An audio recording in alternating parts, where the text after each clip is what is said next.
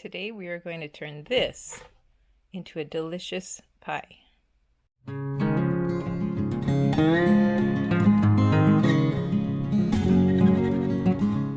going to need 1 cup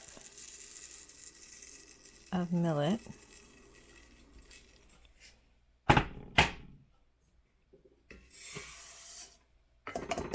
And to that we're going to add 1 can of pineapple juice. For the complete recipe, I'll put a link to my food blog.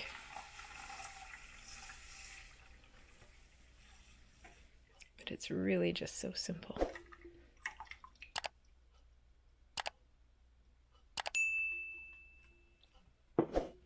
Now we're just going to bring this to a boil.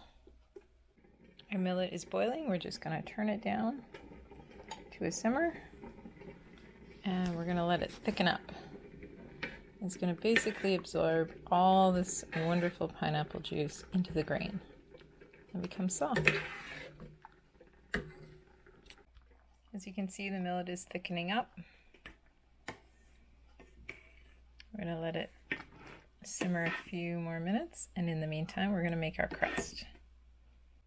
For our crust, we're going to use a food processor. We're going to layer 1 cup of nuts, 1 cup of dates. These are pitted dates, and I just like to go through mine and just make sure they don't have any pit fragments before I put them in. So I've done that. Now we're going to layer another cup of almond,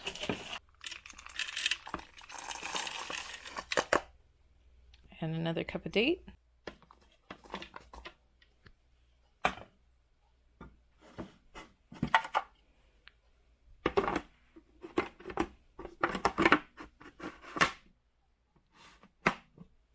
And we're going to process this on high. It is a violent experience.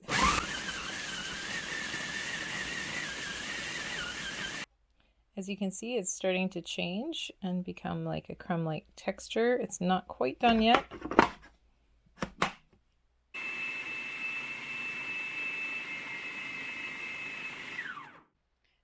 I don't know if you could see that, but as it was starting to come together, it was standing up against the walls and then sort of falling down.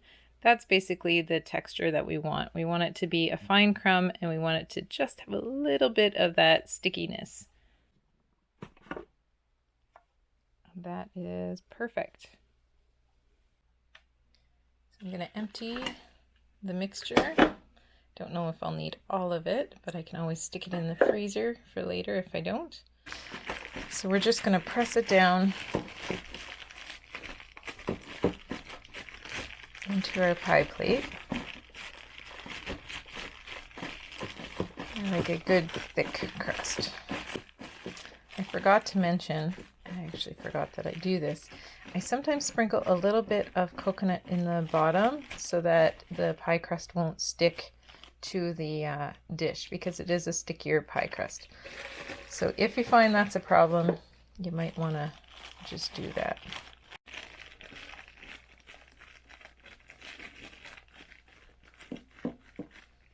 Okay, the pie crust is finished.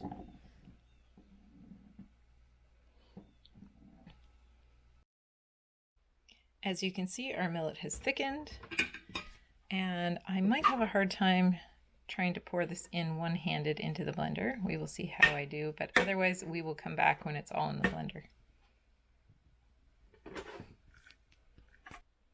So all our millet is in the blender. Now we're going to add our lemon juice. I have pre-measured it according to the recipe.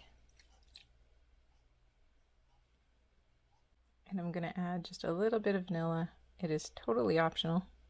Again, if you want the exact measurements, I will leave a link in the description below to the recipe on our food blog. All right, now we're going to blend that up.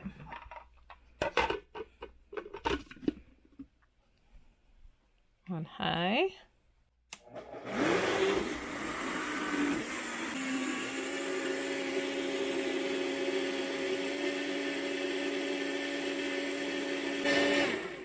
Depending on your blender, you may need to stop and stir, and depending how thick you let it get. I just want to make sure that I get all of the millet away from the sides so that we are left with a nice smooth filling for our pie.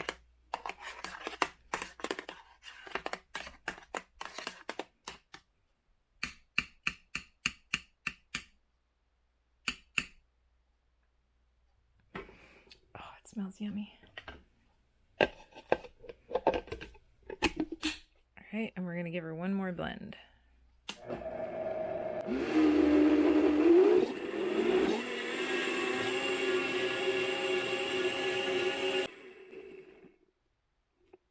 Okay, that's it. We're all done. All that's left now is to pour it into our pie crust.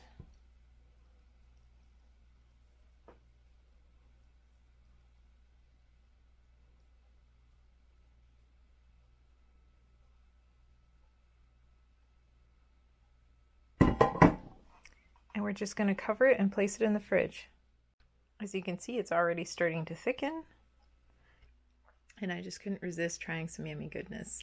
I just can't wait till tomorrow morning to have some. And since nobody else is here, well, nobody can tell except you guys.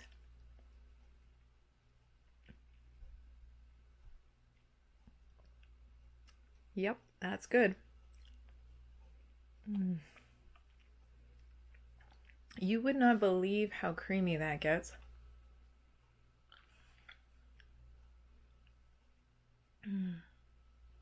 So good. Flavors. We have given this to many different friends of ours to try, and so far they've all liked it. That's good. All right, we're gonna leave it in the fridge overnight. It at least needs a few hours to overnight to set completely so that you can slice it.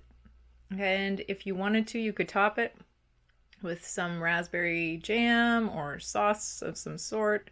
You could top it with pie filling if you wanted to make like a dessert pie out of it. But we just love it the way it is. I hope you try it. Let me know in the comments if you do try it or if you have tried it in the past, and if you enjoyed it, what you thought about it. Have a wonderful day.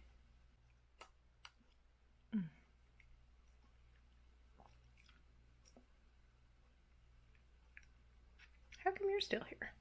Hurry up and make some.